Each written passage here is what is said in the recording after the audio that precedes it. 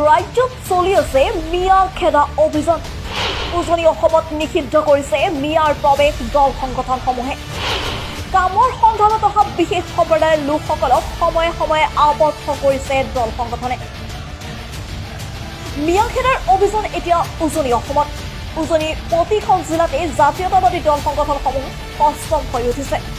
কামৰ সন্ধানত অহা বা ভাৰতীয় হিচাপে থকা বিশেষ সম্প্ৰদায়ৰ লোকসকলক সকীয়নিও দিছে দল সংগঠনে। কিছু বিশেষ সম্প্ৰদায়ৰ ব্যক্তিসকলে উজনি অসম এৰি আগৰ ঠাইলৈ উভতি গৈছে। এনে সময়তে এজন ব্যক্তিৰ এটা ভিডিঅ' এতিয়া তোলপাৰ লগাইছে।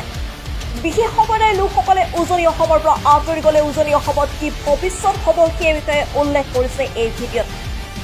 ইটা ভাটাৰ পৰা আদি কৰি কেঁচা পাচলি বজাৰসমূহ যে সেই ব্যক্তিসকলে দখল কৰি গৈছে সেই কথাও বুজাই দিছে ভিডিঅ'ত। বিশেষ সম্প্ৰদায়ৰ লোকসকল আঁতৰি যোৱাৰ পিছত কি পৰিস্থিতিৰ উদ্ভৱ হ'ব সেই কথা ভিডিঅ'ৰ জৰিয়তে কৈ গৈছে। লগতে জাতীয়তাবাদী নেতাসকলক থলুৱা বজাৰ দখল কৰিবলৈও আহ্বান জনাইছে। Report prime time national.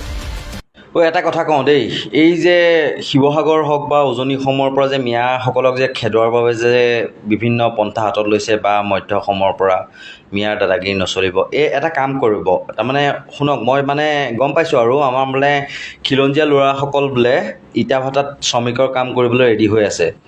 গতিকে গোটেই ইটা ভাটা খালী কৰি পেলাই আপোনালোক গুচি আহক মিয়াসকল।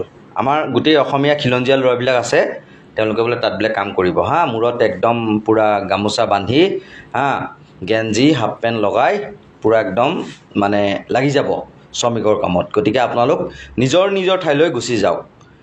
কিন্তু এটা কথা কৈ থওঁ দেই, যাতে ইটা ভাটাত যদি শ্ৰমিকৰ অভাৱত যদি বেলেগৰ পৰা আকৌ শ্ৰমিক আনিবলগীয়া হয় বা ইটাৰ যদি কেনেবাকৈ যদি আকৌ যদি দাম বাঢ়িল, তেতিয়াহ'লে অকণ বেয়া লাগিব আৰু কথাটো।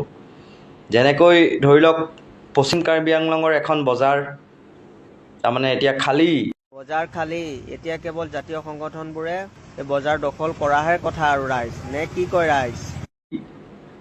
তাতো মই কৈছিলোঁ যে যিহেতু যেনেকৈ মিয়া খেদোৱাত আন্দোলনত আমি হাত উজান দিছিলোঁ, তেনেকৈ আমাৰ খিলঞ্জীয়া ল'ৰাখিনিকো তাত নি পেলাই যিসকলে হাত উজান দিছিল মিয়া খেদা আন্দোলনত, ক'লা ৰঙা চশমা পিন্ধা, বগা চোলা পিন্ধা, ক'লা পেণ্ট পিন্ধা সেই দাদাসকলে তৰ্জনী আঙুলিয়ে গৰ্জন কৰি মিয়া খেদাইছিল। সেইসকলে যিহেতু মানে সংস্থাপন মানে সেই বজাৰখন পূৰ্ণ কৰি তুলিব পাৰিছে নে নাজানো পশ্চিম কাৰ্বি আংলঙৰ।